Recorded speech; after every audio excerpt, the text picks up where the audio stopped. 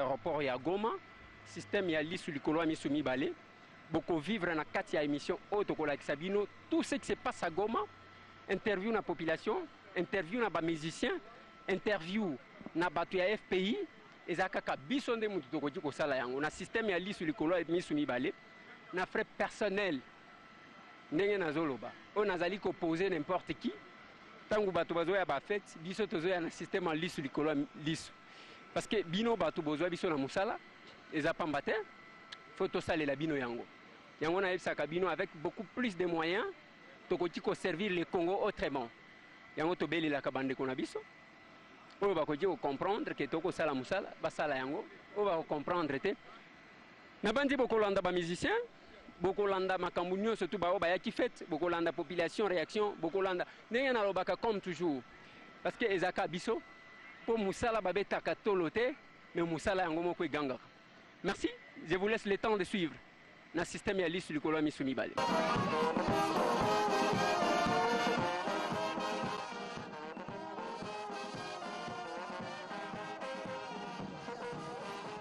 Au nom de Maison La Victoire et de tous nos collaborateurs, afin de vous exprimer notre sincère reconnaissance pour avoir répondu si nombreux à notre invitation en dépit de vos multiples occupations. L'usine que nous allons inaugurer aujourd'hui est une cimenterie connue sous le nom de Nyiragongo Cement. Elle a pour vision de devenir leader dans le secteur de la cimenterie à travers son produit de qualité, son organisation compétitive, sa politique innovatrice et sa contribution socio-économique. Elle a pour mission de promouvoir des vies des Congolais en général, des employés en particulier, en vue de participer à l'effort global. Pour terminer, qu'il nous soit permis de vous adresser à nouveau nos sincères reconnaissances pour votre disponibilité à cette cérémonie de l'inauguration de l'usine Nyiragongo Cement.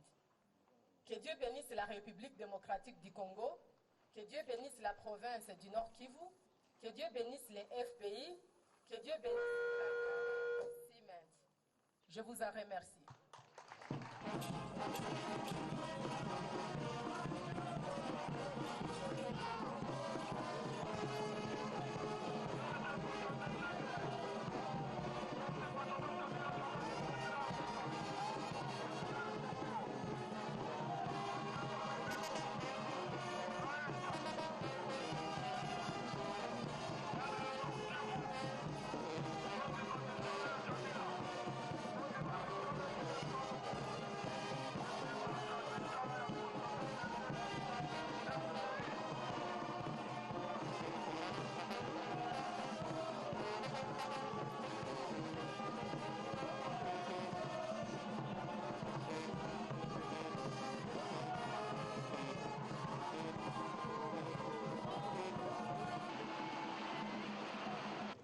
Nous voudrions d'abord commencer par remercier le président de la République, grâce à qui nous avons retrouvé la paix, ce qui fait qu'aujourd'hui on peut commencer à parler de développement. Et les fils du Nord Kivu se distinguent dans la République par l'initiative privée. Mais cette initiative à elle seule ne peut pas évoluer sans l'appui d'autres partenaires, notamment les fonds de promotion de l'industrie qui a compris qu'au Nord Kivu il y a un dynamisme qu'il faut appuyer et voilà qu'aujourd'hui nous sommes en face d'une usine de production de ciment avec une capacité de 450 tonnes le jour, soit 9000 sacs lorsque toutes les machines seront installées. Aujourd'hui, on a commencé avec une production de 1000 sacs de ciment par jour pour attendre que d'ici là, nous produisions les 9000 sacs, soit 450 tonnes. Donc c'est une joie immense pour nous parce que ça procure de l'emploi, ça limite la propension dans le recrutement de groupes armés et donc ça fait du Nord Kivu une province qui fera parler d'elle, non seulement en termes de viol, mais en termes de gros investissements. Voilà pourquoi nous remercions le FPI à travers son directeur général qui a appuyé Nyiragongo Cement et qui permet qu'aujourd'hui nous fassions cette inauguration dans les conditions qui nous ont été facilitées par le président de la République en investissant également dans la paix parce que sans la paix, rien n'est possible. Merci. Liloba ya liboso ezali ndenge toutaki koloba na monoko ya lopoto kotonda nzambe mokokisa bilaka po toyaki awa mbula ça fait mbula moko na ndambo poser première pierre à bisalo lelo tozongi toyei kolancer officiellement production ya cimenterie oyo na maboko ya gouverneur Julien totondi mpe botondi mokonzi ya mboka papa Joseph Kabila Kabange. Tolobaka yango mikolo nyonso tu soki tozoloba yango ntango mosusu bato bakanisaka ke tolangwe te tozo koexprime ye gratitude na biso ya banda motema eza sentiment ya motema na biso parce que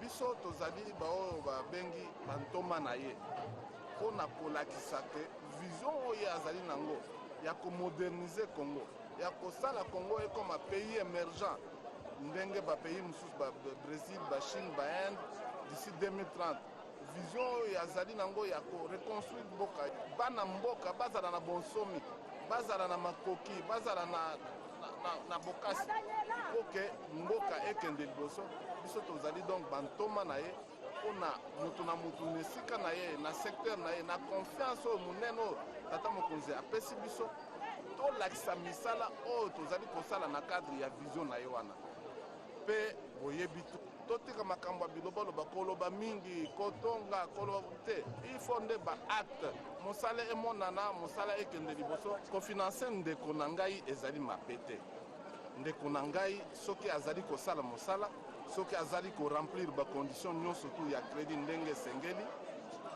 eza mabe te kofinanse ye mpo azali congolais me nafinansaka bandeko na ngai te nakanisi boyebi ngai très bien soki otangi na libumu mama na ngai na tata boyebi bokokomona bandeko na ngai natikaka kofinanse ndeko na ngai moko te eza te ke ndeko na ngai osalaka eloko moko te nakamataka mbongo aleta na peso non wana ezali kobebisa mosala oyo mokonzi ya mboka apesi biso mpona kosala biso tozali kofinanse bakongolais oyo bazali kosala mosala mpona korealize vision oyo ya mokonzi ya mboka totonde voto bandeko balandi toyebisaki bino ke toza na kati ya Goma awa tozali balobi eza na avenir du rond-point esika tozali kosala constat ya Goma bien que ya babitumba nyonso to wana boyokaka mais Goma se construit bato bakotonga ya des chantiers partout ndenge bokomona bahotel ya kafu baguest house ya makasi ezali kosalema baactivité ezali kosalema mais awa toye kokuta ya un bâtiment oyo bokomona badrapeau ezali kopepa wana ezali bâtiment ya FPI tolingi tokota tosala mwa constat tosolola mwa moke na bakonzi ya FPI ndenge tozali koloba toujours en direct ya Goma ndenge toyebisaka bino que pendant que tout le monde est en pleine fête biso toza en plein boulot parce que on n'est pas au moment de fêter je pense. Bonjour. Bonjour. Papa tokoki koyeba yo za nani? Nazali directeur provincial ya fonds de promotion de l'industrie. Nali ko gérer nord na sud Kivu. Ah donc na na cadre ya fonds de promotion de l'industrie eza ande okoki ko gérer deux provinces na configuration administrative. Oui, ndenge ezali boy. Ouais. Voilà yebisanga nanu awa babenyango fonds de promotion de l'industrie. Quelles sont les actions bozali kosala awa ezali kolakisa ke vous faites la promotion de l'industrie congolaise? Mais otokutaki ko inaugurer cimenterie Nyiragongo Cement. Ezali ebele otopesi financement na ba projet. Donc pour ko industrialiser donc secteur oyo. Monsieur le directeur olobi malamu eloko bozali kokambeza fonds de promotion de l'industrie. Est-ce que koti koyebisa biso ba industrie nini bosungi pour que ekoka komata promotion ngo eza na niveau nini? Est-ce que bozana ba quand même bozali ko soutenir? Ezali ebele na yebisaki ondeko Eliezer tozali kokamba nord sud et nord Kivu na sud Kivu. Donc awa na nord Kivu tozali na cimenterie oyo bautai ko inaugurer Nyiragongo Cement. Tozana image oui image oyo bandeko bakomona. Tozali na Maize King esalaka bafufu. Tozali na Macha Construct esalaka mabanga mpona kotonga balabala. Tozali na Bon Marché esalaka fufu ya wazazi. Soko mati na Grand Nord na Babeni na Babutembo. Tozali na maison Sondani. Tozali na maison Mbanga. Alors na Sud Kivu toza pe na projet belé na otanga mususu mwandambo minéral onga ongo pardon salaka mai to finansaki bateau moko me ezindaka na Uvira kuna Olga House ezindaka na laki Tanganyika et puis toali na savonnerie moko to finansaki ya Elmai donc ba projet ezali ebele penza to financer awa. Ok, par rapport à la réalisation na bino na koloba équipe avec votre ADG, vous pouvez énumérer quelques actions quand même que vous avez fait. Oui, l'action est allée belé. Il y a projet, on a pris exemple, il y a projet, on a pris construction d'immeubles, ils allaient à Goma. Mon immeuble est allé parmi les meilleurs, les beaux bâtiments de la ville de Goma. Et ça la fierté, il y a FPIP à Mboka. Dans le cadre de la vision, il y a Mokonzi Mboka, il y a révolution modernité. Bon, ok, na Lubumbashi.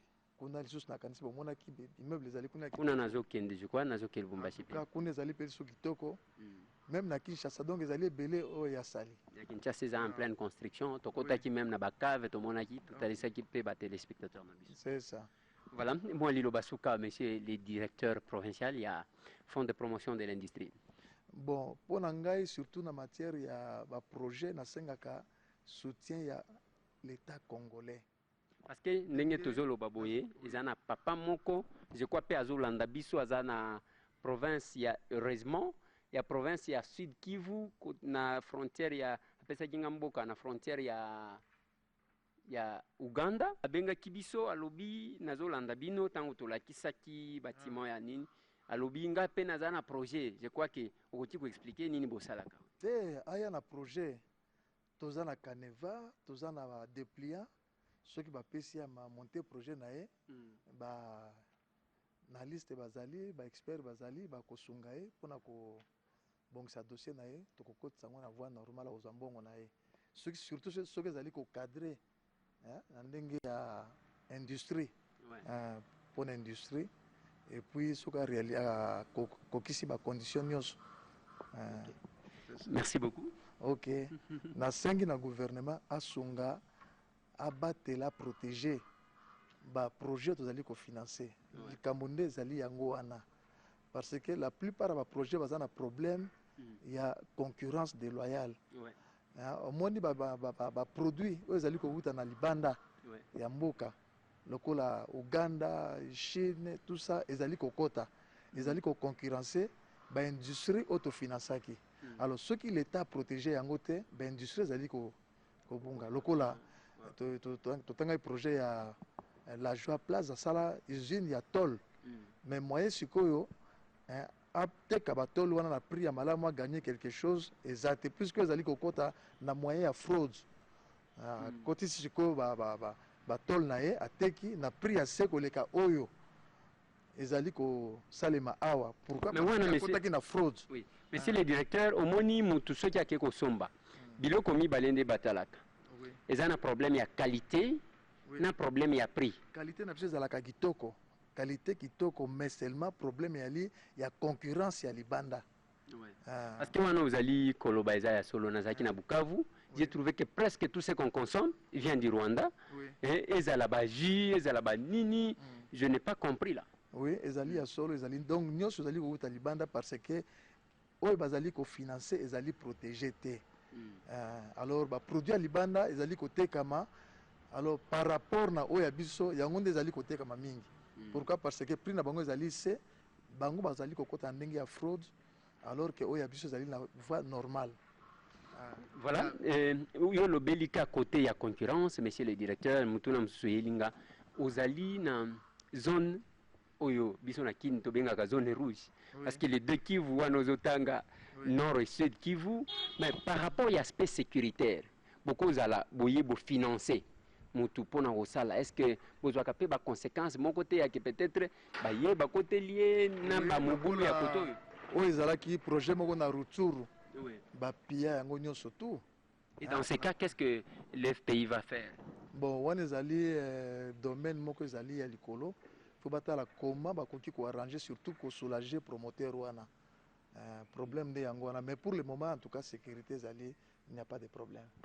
Merci, monsieur. Ok. Voilà. Ndeko balandi tozali en direct ya Goma ndenge toyebisa kabino système ya lisu likolo ya miso mibale ezali kaka biso. Goma ezali en ébullition ndenge tokoloba ezana ba oyo baya ki kofete ezana ba oyo baya ki kosala ndenge biso toyaki kosala parce que selon biso ngonga ezala ya fête te eza ya kolukela bino oyo bozana ngo posa. Na Goma est-ce que baza informé na oyo koleka na Kinshasa tote? Est-ce que makambu ya élection bango bakoyamba ngo ndenge nini? Bazali ko vivre ndenge nini? Chômage, makambu ya chômage ezali ndenge nini? Komata to ezali kokita eza ba mituna tokotuna bandeko oyangai. Voilà, les gens ont difficile à répondre certainement. Bonjour. Yambo. Habari gani? Mzuri. Hapa tuko wapi? To Rompo Chigudu. Rompo Chigudu. Unauzisha nini? Keki. Na keki unauzisha ngapi moja? 100 francs. 100 francs moja. Ndio. Habari ya Mgoma? Poa poa, hakuna tatizo. Mambo ya kazi iko je? Eske kazi iko? Kazi iendelee. Aendelee? Haionekani? Abauza ta. Abauza ta. Mambo ya security iko sawa? Hakuna, inanyang'anya watu. Bananyang'anya vitu gani? So watu ukishafika magharibi unapita wanakunyang'anya makuto ulikuwa nayo. Ngambo gani vile? Nafasi yote. Yote tu? Ndio. Ah, d'accord. Est-ce que mnafuata mambo ya maelection hii? Maelection? Amna. Amufati? Hatufati. Hata calendrier muna nayo? Hatuna. Binye beko naongea kisasa amufati? Hatufuati hata. Hata? Ndio. Merci. Nashukuru. OK, nashukuru. Voilà, bandeko balandi wana to uti kotuna ndeko alobi moyen te. Boulot ezate yango azali koteka ba cake na ye moko 100 francs. Toko solola nayo. Bonjour. Oui, bonjour. Yo loba lingala ou bien swahili? Ngaloba kanyoso. Nyoso, c'est bon. Lokola tokutana mtazo loba lingala. Si mande na ko interpréter bino onde kwa uti koloba. Toza na Goma? Ouais, toza na Goma. Na Rond-Point Chikudu. Rond-Point Chikudu ezaka na quartier ni? Ezalaka na commune de Goma, quartier Birere. Merci beaucoup. Yo zalaka osaka musala ni? Ngai nasalaka musala sécurité. Sécurité, gardiennage? Oui. Ouais. Otanga? Natanga. Pona nini otanga nini classe ni? Bon na zwa diplôme na zwango na pédagogie. OK, yo pédagogue okomi na gardiennage ndenge ni? Bon kapo na kozanga misala tosi toluki misala partout mais misala ezwa te nde tokotika kuna pona. Balobi chômage ezali kokita makasi? Oui, c'est affirmatif ezako eza makasi chômage awa na Goma. Chômage eza makasi na Goma? Eza makasi. Soki obi ko se débrouiller te danger. OK, pona est-ce que makambo ya sécurité awa na Goma eza ndenge nini? Sei kimia ezali to bozaka ndenge bozalaka? Bon kimia mikolo eza te po bato bakufa mingi. Kala tozalaka moi bien mais lelo en tout cas sécurité eza makasi. Sécurité eza makasi. Neti ba côté nini awa na ville ou bien na intérieur pe? Bon surtout awa na ville ka côté kuna bandosho ba mugunga kuna bato bakufa mingi. OK, mais tozomona eloko ezokamwisa biso na Goma bien que insécurité bitumbe kotaka mais tozomona bato bazotonga. Eza nini yango? Bo mingi bazotunga na befort na bango po mingi awa baza ba commerçant. Bazo ba mingi baotunga kana. Siko ba commerçant na babanga ka masasi te babanga ka bitumba te. Bo bango ba mi protéger ba misu ba ebele bazaka awa na ville bazana ba policier chez bango mbo bao bazaka kura na ba katindo kuna nde bazo souffrir mais bango baza bien sécurisé awa na ville. OK, est-ce que landaka pe ba information? Rare des fois mingi na landande ya sport. Yo makambo balka. Makambo balka. OK, est-ce que vous avez une information sur makambo élection? Na noté. Ou éviter ceux qui nini zo salema. Bon na éviter. Ou même pas que mbula nini to ko sala élection et bien ngote. Bon na ebika na mois de septembre ba obanda ba propagande pour na élection provinciale. Na 2017 nde ba kosala présidentielle wana nde na ebikaka.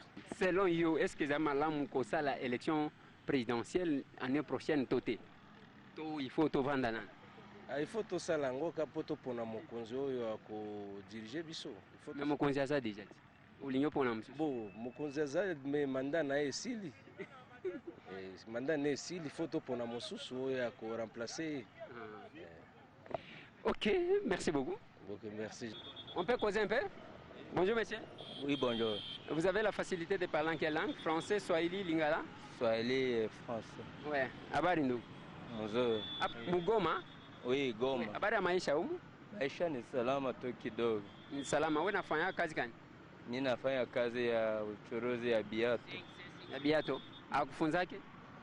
Oui. Uko mwenye kufunza? Hapana. Ah. Okay. Habari ya mambo ya security humu ni sawa? Security sielewi vizuri. Auelewe namna gani? Kwani mimi siko mtu wa security. Hapana, iko kwa mtu wa security ni kujua tu kama muko na salama humu. Salama iko kidogo tanto sa mtu anatembea usiku na utana uko unatembea wanakunyang'anya telefone. Tanto liko nalala munyumba unakia kutana bagangi wanakuya mupale. Kwa biko bana sirikisha watu na kuwafanya komsa balumize bawapige kama ni bisu ndani ya nyumba ya vile. Generation yote yenye ingechagula havitawezekana tena. Merci. Oui, merci. Bandeko Balandi, il est l'un des rares qui accepte de nous accorder banini parce que bango ezamwa passe à lobby wana na Swahili à lobby ya tangate atekaka basapatu vi ezaka kandengo wana ya kubunda ye au moins a informé bien ka tangate a dit que élection ya député provinciaux les salema kala mingité oyo ya présidentiel les salema mais azana inquiétude oyo ba intellectuel nyo surtout bazana ngo ce qui m'a étonné il réfléchit peut-être plus que ceux qui ont étudié a lobby que ezana batu babungisa ba carte ezana bana mike oyo na basali enrôlement te donc ba voter ndenge nini alors que bana posa ya bango nyo surtout ko voter